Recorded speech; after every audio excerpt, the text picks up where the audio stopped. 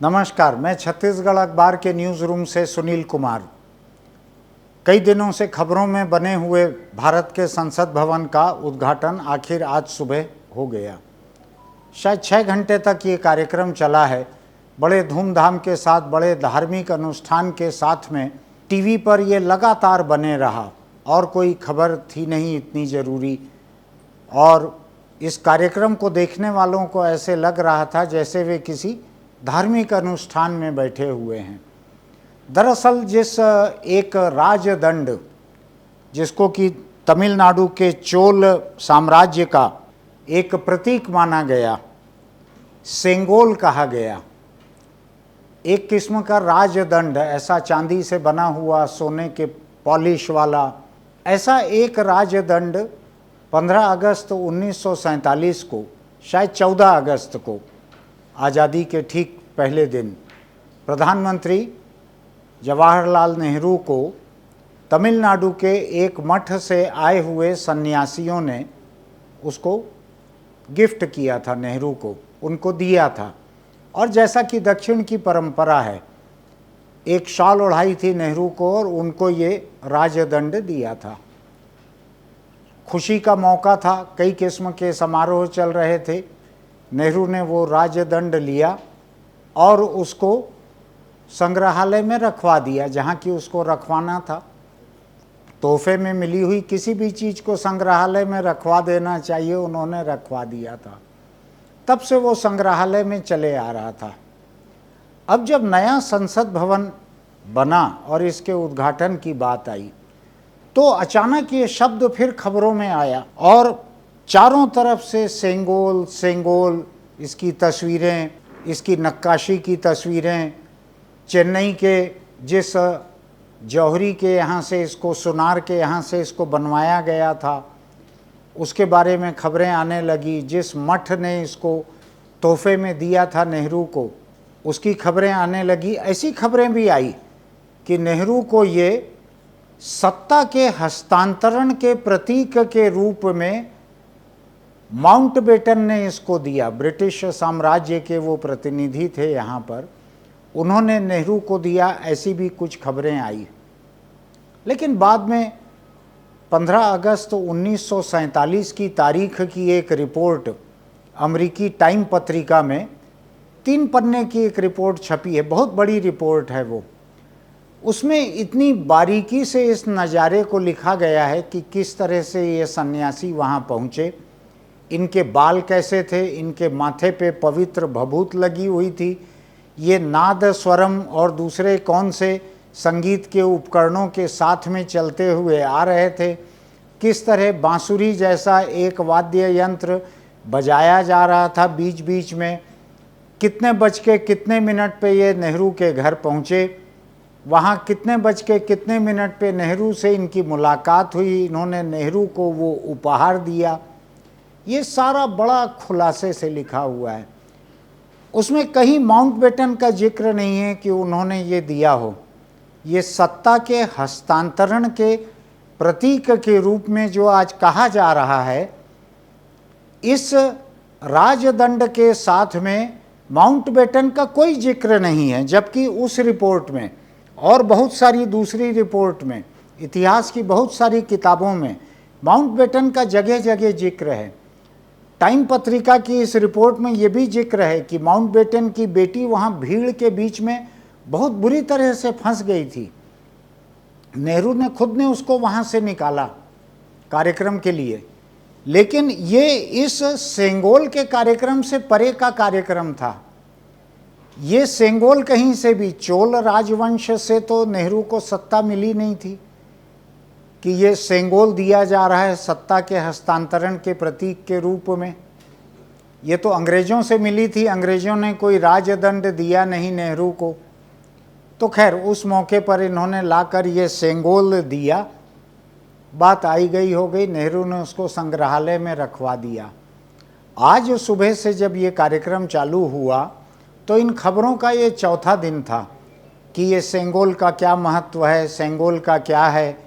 जब कार्यक्रम चालू हुआ तो दिखा कि इस मठ से, दक्षिण भारत के तमिलनाडु के इस मठ से आए हुए साधु सन्यासी जो भी हैं वो धार्मिक हुलिये में दिख रहे थे वो, तो ऐसे करीब दर्जन 2 दर्जन लोग थे।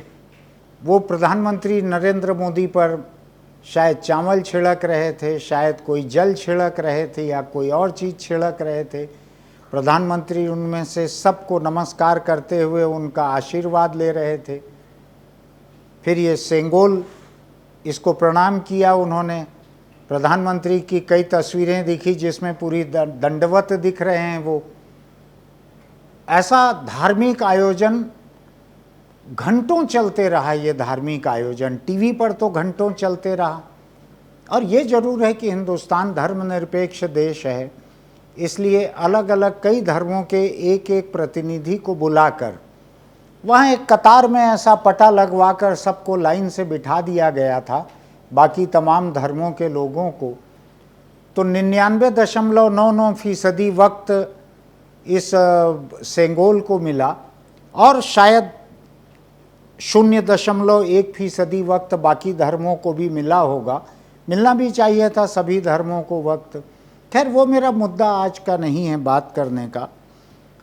मैं यहाँ पर वो बात कहना चाह रहा हूँ जो प्रधानमंत्री ने अपने भाषण में कही है, इस सेंगोल को लेकर जो कही है। सेंगोल को लेकर बयानों के बीच नरेंद्र मोदी ने इसका महत्व बताया। उन्होंने कहा, महान चोल साम्राज्य में सेंगोल को कर्तव्य पथ का, सेवा पथ का, राष्ट्र पथ का प्रतीक माना जाता था। ये सौभाग्य है कि पवित्र सेंगोल को हम उसकी गरिमा लौटा सके हैं, उसकी मान मर्यादा लौटा सके हैं। जब भी कार्रवाई शुरू होगी ये सेंगोल सभी को प्रेरणा देते रहेगा। ये लोकसभा की कार्रवाई के बारे में जिक्र है और प्रधानमंत्री की बातों का वजन बहुत है। उन्होंने नेहरू को इस मठ की तरफ से दिए गए एक तोहफे के बारे में कहा, ये हमारा सौभाग्य है कि पवित्र सेंगोल को हम उसकी गरिमा लौटा सके हैं, उसकी मान मर्यादा लौटा सके हैं। अब यहाँ पे मुझको थोड़ा हैरानी हो रही है कि किसी चीज़ को प्रधानमंत्री ने संग्रहालय में रखवा दिया। संग्रहालय में वो कांच के बक्से में रखा हुआ है जिसको लोग देख सकते हैं। उसकी कौन सी मान मर्यादा लौटाई जा रही है ये थोड़ा मेरे समझ से परे है। चाहे चोल वंश हो, चाहे लंदन में बसा हुआ शाही घराना हो जिनका राज उस समय हिंदुस्तान में चल रहा था, कोई भी हो, ये सारे के सारे राजवंश हैं, ये सारे के सारे सामंत के प्रतीक हैं, ये सामंतवादिता के प्रतीक हैं। ये इनके दिए हुए किसी तोहफे को संग्रहालय में रखवा दिया गया। इसमें कौन सी उसकी मान मर्यादा भंग हो रही थी, कौन सा उसका सम्मान नष्ट हो रहा था संग्रहालय में कि अब उसको लाकर उस संसद में 21वीं सदी की भारतीय लोकतांत्रिक संसद में, लोकसभा में उसको स्थापित किया जा रहा है कि कार्रवाई शुरू होगी तो उस राजदंड को, इस सेंगोल को देखकर लोगों के मन में कर्तव्य की भावना आएगी। संविधान को बने हुए 50 साल से ज़्यादा हो गए, आज़ादी को 75 साल हो रहे हैं। क्या आज हमको लोकतांत्रिक भावना को समझने के लिए सैकड़ों बरस पहले के किसी चोल वंश के किसी प्रतीक की ज़रूरत है? क्या ये देश संविधान से गरिमा नहीं पा सकता है? क्या संविधान से इसको कर्तव्य पथ पर आगे बढ़ने की प्रेरणा नहीं मिल रही है? क्या संविधान काफ़ी नहीं है इसके लिए? खैर, जिस वक्त संसद में ये कार्यक्रम चल रहा था, जो पहलवान लड़कियां देश की ओलंपिक से गोल्ड मेडल लेके आने वाली, जो 18 जनवरी से सड़क किनारे फुटपाथ पर आंदोलन कर रही हैं, जब वो आने की कोशिश कर रही थी संसद भवन की तरफ, तो उनको बहुत बुरी तरह से पुलिस ने वहाँ पर रोका। सड़कों पर उनको तिरंगे झंडे के साथ गिरते हुए देखा गया। पुलिस उनको उठाने की कोशिश कर रही है, रोकने की कोशिश कर रही है। जो गोल्ड मेडल लेके आने वाली, दूसरे ओलंपिक मेडल लेके आने वाली लड़कियां, दूसरे पहलवान लड़के, वो सड़कों पर पड़े हुए हैं। और जिस संसद भवन का उद्घाटन हुआ है, जहां पर ये राजदंड लोगों को कर्तव्य पथ की प्रेरणा देगा, उसका एक सदस्य और सत्तारूढ़ पार्टी का, नरेंद्र मोदी की पार्टी का एक सदस्य जो कि कुश्ती फेडरेशन का अध्यक्ष है, उसके खिलाफ यौन शोषण की रिपोर्ट लिखाई है आधा दर्जन से ज़्यादा लड़कियों ने, जिसमें से एक नाबालिग लड़की भी है। पॉक्सो का केस दर्ज हो गया, दूसरे केस दर्ज हो गए सुप्रीम कोर्ट के हुक्म से। आज तक उस सांसद के ऊपर कार्रवाई नहीं हुई, आज तक उस सांसद से पूछताछ नहीं हुई, आज तक वो सांसद खुलकर बयानबाजी कर रहा है, वो सांसद संसद भवन के उद्घाटन के ऊपर खुशी जाहिर कर रहा है, और जिन लड़कियों ने उसके खिलाफ यौन शोषण की शिकायत की है, वो संसद भवन के रास्ते में वो सड़कों पर पड़ी हुई हैं। पुलिस उनको उठाकर अपनी गाड़ी तक ले जा रही है या कहीं ले जा रही है। एक एक लड़की पर 5-5, 10-10 पुलिस कर्मचारी, सिपाही, दूसरी कर्मचारी टूटी पड़ी हैं। तो राजदंड किसको क्या सिखा लेगा? आज 21वीं सदी है, ये संविधान है, संविधान के तहत बना हुआ कानून है।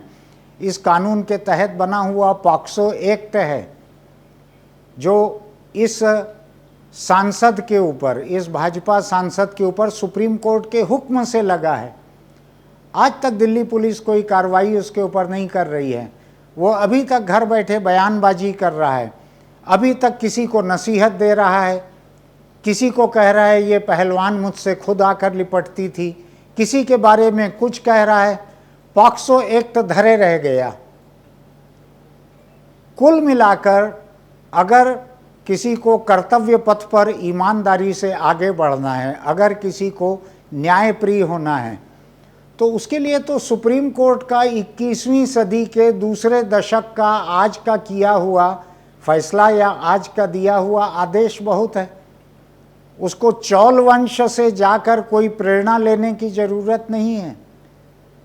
जिस चोल वंश ने आसपास के दूसरे कई साम्राज्यों के ऊपर हमले कर करके उनको जीता था, खुद होकर हमले किए थे, मैं भी उसका इतिहास देख रहा था।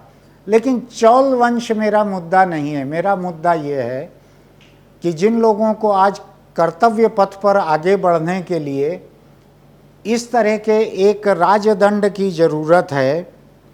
सेंगोल सेंगोल सेंगोल हवा में गूंज रहा है, जैसे सेंगोल के आने से इस देश में इंसाफ कायम हो जाएगा। इस सेंगोल के आने से इन पहलवान लड़कियों का 18 जनवरी से चला गया आंदोलन तो किसी किनारे पहुंच नहीं रहा है। तो क्या कर लेगा ये सेंगोल आकर यहाँ पर? एक अजब किस्म की धर्मांधता, एक अजब किस्म की राष्ट्रीयता, इतिहास से एक अजब किस्म की मोहब्बत, इनको लोकतांत्रिक मूल्यों के ऊपर लाद दिया जा रहा है। संसदीय परंपराओं के ऊपर इनको लाद दिया जा रहा है।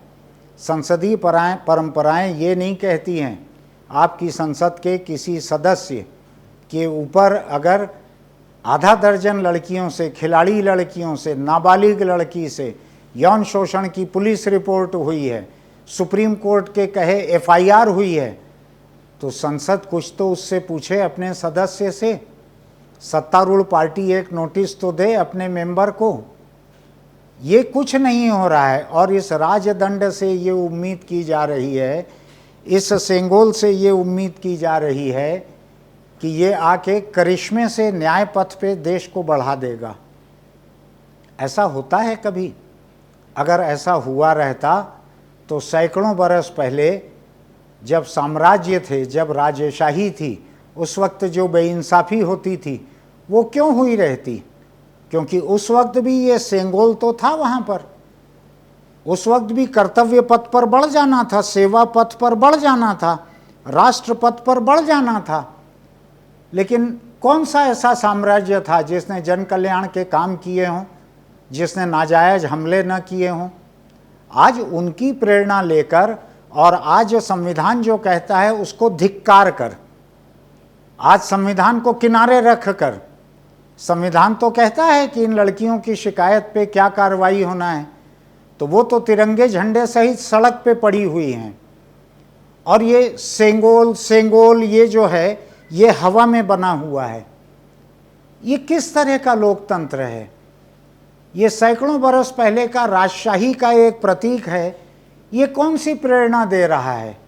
ये कई घंटों के एक धार्मिक समारोह और एक खास धर्म के समारोह, उससे परे क्या दे रहा है? ये जो टीवी चैनल इसको पसंद कर रहे हैं दिखाना, उनको कई घंटों का ये फुटेज जरूर दे रहा है। आप देखिए किस तरह से संसद के भीतर इस सेंगोल को लिए हुए प्रधानमंत्री, लोकसभा अध्यक्ष, दर्जनों सन्यासियों या उस किस्म के कपड़े में वो कौन है उनको वो ही जाने, उनके साथ किस तरह से वहाँ भीतर प्रवेश कर रहे हैं। ऐसा लग रहा है जैसे चोल राजवंश की ताजपोशी हो रही है। अब हम एक दूसरी बात कर लें, इसको सत्ता के हस्तांतरण का प्रतीक बताया गया है।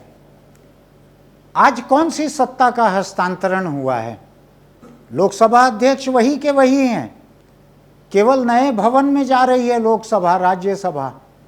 किसी सत्ता का हस्तांतरण नहीं हुआ है, कोई मकान मालिक नहीं बदला है, वही है पुराने वाले, वही लोकसभा अध्यक्ष हैं, वही इसमें आके भीतर जा रहे हैं, वही प्रधानमंत्री हैं। ऐसा नहीं कि प्रधानमंत्री का शपथ ग्रहण आज हुआ है। कौन सी सत्ता का हस्तांतरण हो रहा है? न लोकसभा की सत्ता का हस्तांतरण है, न प्रधानमंत्री की सत्ता का हस्तांतरण है। तो सत्ता हस्तांतरण के इस प्रतीक से आज क्या प्रेरणा मिल रही है? आज क्या उसका समारोह है, सिवाय इसके कि आज संविधान पे चर्चा न हो, कि संविधान के मूल्यों की चर्चा जो है आज बड़ी असुविधा पैदा कर सकती है। देश में बहुत सारे जगहों पर संविधान के मूल्य कुचले जा रहे हैं, तो कहीं संविधान पे चर्चा न हो जाए, इसलिए सेंगोल किया जा रहा है। इस भवन में तो संविधान की अकेले की चर्चा हो जाती तो बहुत रहता, और सत्ता का हस्तांतरण किसी तरह का नहीं हुआ है। न 15 अगस्त 14 अगस्त 1947 को ये सत्ता के हस्तांतरण के किसी प्रतीक के रूप में नेहरू को दिया गया है। अब जो कुछ हुआ है, जो आपने देखा है, खबरों में आप अभी पढ़ेंगे, उस पर फैसला आप खुद कीजिए। मैं तो चीज़ों को केवल आपके सामने रख रहा हूँ कि आज जो संविधान कहता है उसकी दुर्गति हमको इन लड़कियों में देखने मिल रही है, जो तिरंगा झंडा पकड़े हुए सड़कों पे पड़ी हुई हैं, जिनको पुलिस की मार पड़ रही है। वहाँ हमको दिख रहा है, हमको ये दिख रहा है कि ये नया संसद भवन वो है जिसमें बैठने का हकदार वो भाजपा सांसद है बृजभूषण शरण सिंह, जिसके खिलाफ यौन शोषण के आरोप लगे हुए हैं। तो कौन सी चीज़ का सत्ता हस्तांतरण हो गया है? ज्यों कि त्यों सत्ता चली आ रही है। पिछले भवन में भी ये बैठा था बृजभूषण शरण सिंह, इस भवन में भी वही बैठेगा। जो शिकायतकर्ता लड़कियां हैं वो तब भी फुटपाथ पे थी, अब भी फुटपाथ पे रहेंगी। आप सोचिए कि सड़क पे पड़ा हुआ तिरंगा वो आपको कुछ सोचने को मजबूर कर रहा है, या एक धार्मिक जलसे के रूप में एक राजदंड जो प्रतीक है, जो किसी चीज़ का प्रतीक भी नहीं है, जो किसी सत्ता हस्तांतरण का प्रतीक नहीं है, वो आपको सोचने को मजबूर कर रहा है। आप सोचिए इस बारे में। हम फिर मिलेंगे। आपको अगर हमारा वीडियो अच्छा लगता है तो आप YouTube पर इसको सब्सक्राइब कीजिए, नोटिफिकेशन की बटन दबाइए, इसकी कोई फीस नहीं है। फिर मिलते हैं।